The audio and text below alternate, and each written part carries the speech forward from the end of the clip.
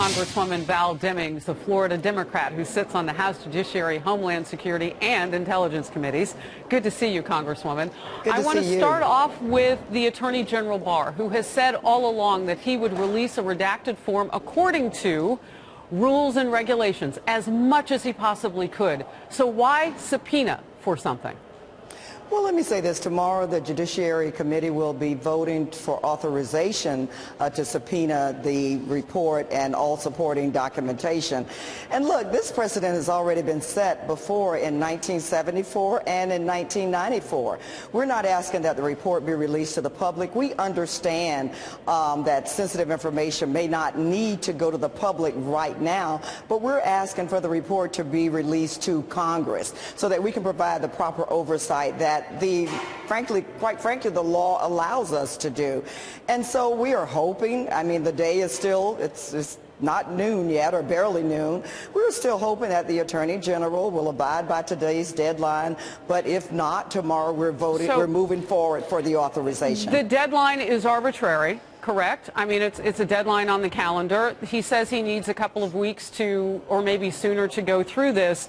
You were present when the House voted 420-0 to release this report. So I'm confused about why you think Republicans and Democrats are not in sync on wanting to get this out. Why do you need to press this? It's drawing criticism that maybe Democrats are having fake outrage. Harris, let me say this, and thank you for bringing up the fact that the House voted 420-0 to have the report released. So that means it received unanimous support to have it released. What we are saying is that precedent has already been established for the report to be released in its entirety. Congresswoman, just excuse me one second, because I don't want to talk past each other. I know, but without any redactions. That is what we are hoping for. But that wasn't the 420 vote. The 420 vote was to release the report. Now you're adding words to it without redactions. And I want to remind you that even Jerry Nadler, the chairman, who's arguing now that you need to do this without redactions, in 1998, when it came to the Starr report on the Clintons, here's what he said. It's grand jury material. It represents statements which may or may not be true by various witnesses, salacious material, all kinds of material that it would be unfair to release. So Harris, why have a different take on it? Did you just play something that Chairman Nadler said in 1998? Right. He was talking about a full Starr report. Okay. But the protocol on this, the precedent on this has already been established, and we are not asking for anything that has not already happened in the past. We know that, for example, Ken Starr released the report and all supporting documentation, even documentation and materials that were under the grand jury's authority. And so today is the deadline. We fully hope that the Attorney General will abide by the deadline, but if he does not, we are fully prepared to move forward with the next step. And what would the next step be? You'll talk about a subpoena situation. And so I, again, think we're kind of talking past each other in terms of this. That was released to Congress in 1998. The examples you gave were previous to that. And what Nadler was saying then is that it needed to have those redactions or don't release the full report. How can you make the argument then, after precedent had already been set, and not make the same argument today to let William Barr work with Robert Mueller on making the redactions? And what I am telling you is that the report in its entirety was released with all of the materials that were under the jurisdiction of the grand jury in the past. And so we are saying that if today the Attorney General does not meet the deadline, that we are moving forward tomorrow with a vote on authorizing our subpoena power. Congresswoman Demings, real quick before I let you go, when you see this report, if it actually has further evidence that there should be no more charges against anybody, let alone the President of the United States, will that put it to rest for Democrats?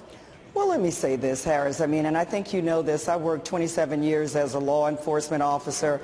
I am committed and dedicated and focused on getting the truth The overwhelming majority of the American people said they want to see the full report. But I think you and others would be interested in knowing exactly what the special counsel meant when he said his report does not exonerate the president either. And so I would think the president of the United States would be very interested. He says release it.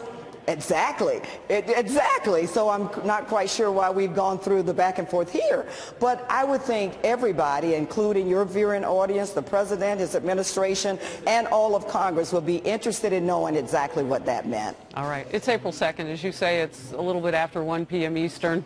We'll see what happens the rest of the day on this deadline. Congresswoman Val Demings, thank you very much for your time. Thank you. Ranking Republican House Judiciary Committee member Doug Collins with us. Sir, how you doing, and good morning to you. Good morning. How are you doing? What's your expectation tomorrow then? It's amazing to see right now. I mean, when you have your dreams come crushing down and now you start setting arbitrary deadlines, start asking for stuff that's is firmly not legal to be even put out, and also saying that you have to have that, otherwise you would never know the conclusion of the report. May I go back and remind those 6 chairs, read what Bill Barr said. No conclusion. They were not charging obstruction. Nothing was there. Undoubtedly, they're either having a reading problem or, better yet, here's what they're having a base problem. They can't let their base realize that they don't have anything to tear down this president with. Okay, a couple things here. Let's go over them. Jerry Nadler, 21 years ago, right? This is Ken Starr report. This is Monica Lewinsky, Bill Clinton on Charlie Rose. Watch here. As a matter of decency and protecting people's privacy rights, people who may be totally innocent, third parties, what must not be released at all. It's grand jury material. It represents statements which may or may not be true by various witnesses, salacious material, all kinds of material that it would be unfair to release. Well, so 21 years later, you're working with him now. How do you react to that? Well, I would put that under the dictionary under hypocrisy, and that's exactly what that is. And the problem is he's wanting to go back and say, I was saying one thing then because it was protecting somebody I like. Now he's trying to just say, let's lay it all out there. The problem is we have to go back, and I would encourage my colleague who just spoke a few minutes ago from the Democratic side who said that everything's been released before. Remember, it was the Janet Reno Department of Justice that after the Starr report, they came up with the regulations that we're following right now, which, by the way, Bill Barr has followed explicitly to the law, giving everything that he is supposed to give. They were the ones that changed it back then, and now it just doesn't fit their narrative. This is the sad part that the American public is having to go through. After this was cleared, after this was moving forward, they made a promise to say we're going to attack the president, and this is all they're doing. Well, I don't mean to keep living in the past, but by law, Ken Starr had to give his report to Congress, correct? The way that was set up was for that report to come out. It became everybody's new sensation, the hottest read on the Hill. And after that, that's when they looked at the special counsel regulation and said, here's how we're going to do this, because they were, exactly like Jerry Nadler said, which he should be saying today, he's just forgotten in 21 years. That's exactly why they've changed the regulation.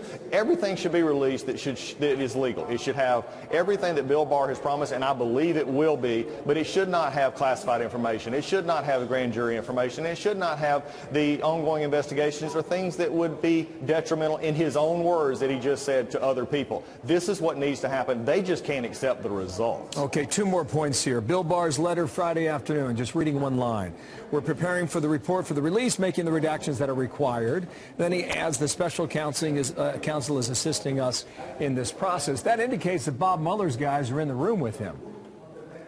I agree, and that's what they're all over there at Department of Justice right now, as quickly as possible doing what they're supposed to do under the regulations to make sure that the American people see what they can of this report so they can see the confirmation of what the findings were. All right, would Bill Barr fight a subpoena if it came his way to try to make that public?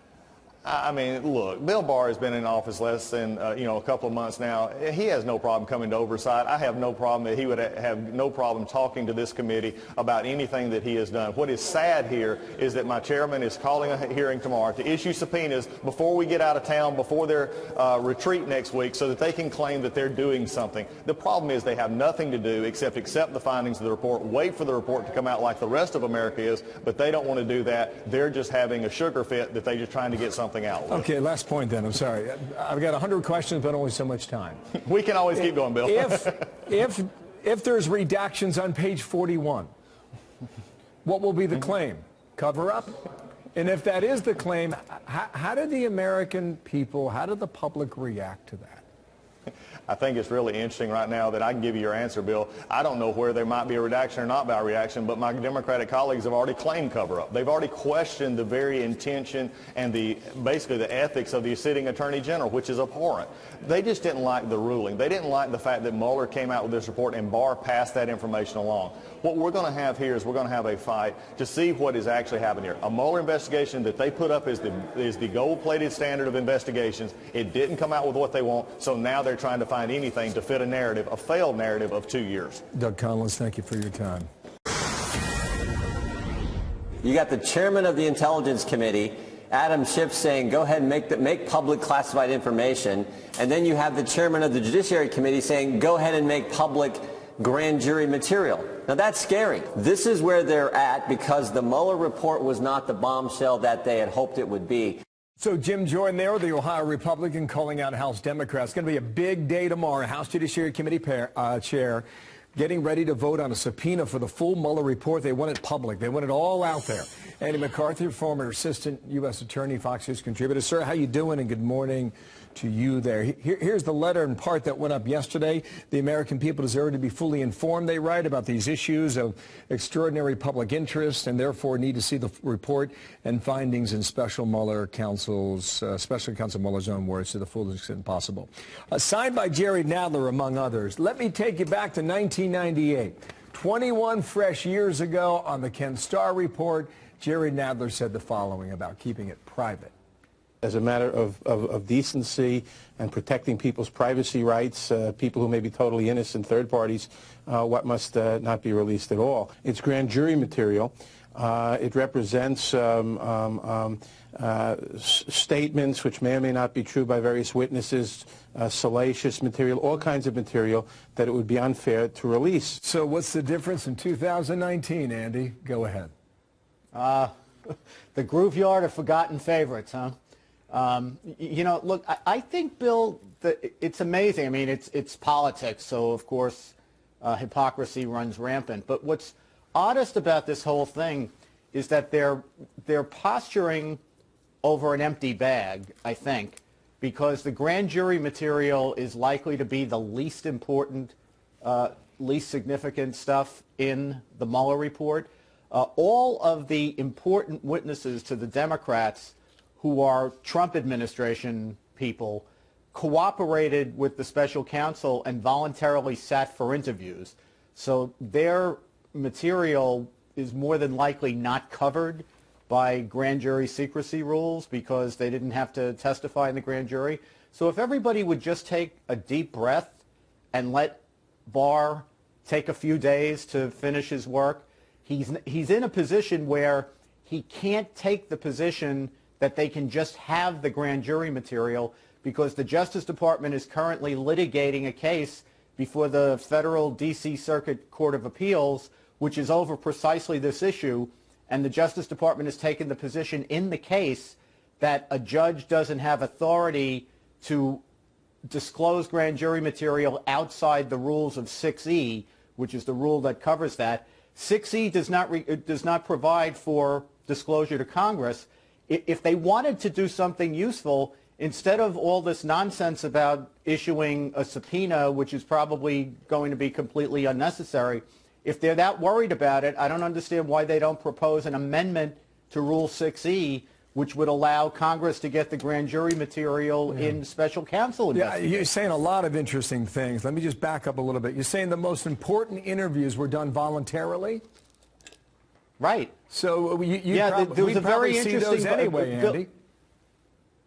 Yeah, of course we will. You know, Bill, Byron York has a terrific podcast, and he interviewed John Dowd, who was one of Trump's original lawyers. And John explains that the Trump people actually cooperated with the special counsel. They gave him well over 1 million documents. And to me, unbelievably, they allowed not only the White House counsel to sit for extensive interviews with the special counsel, they also turned over all the contemporaneous notes of those interviews, which is hours worth of stuff. Wow. That's the information I think that people are most curious about, and I'm betting that it's far, far more consequential than whatever they did in the grand jury. Just one last question. Need a quick answer. Even if they go forward tomorrow, which we expect to subpoena the full Mueller report, can they legally succeed on that, Andy? Yes or no? Well, they can issue a subpoena. I think they're kidding themselves if they think they're going to get, they're going to compel Attorney General Barr to turn it over. They can try to hold him in contempt, but you hold him in contempt for following the law? I mean, I don't get that. Let's see what they give tomorrow. Thank you, Andy McCarthy, your analysis today. Very interesting points. Thank you, Andy. Thank you.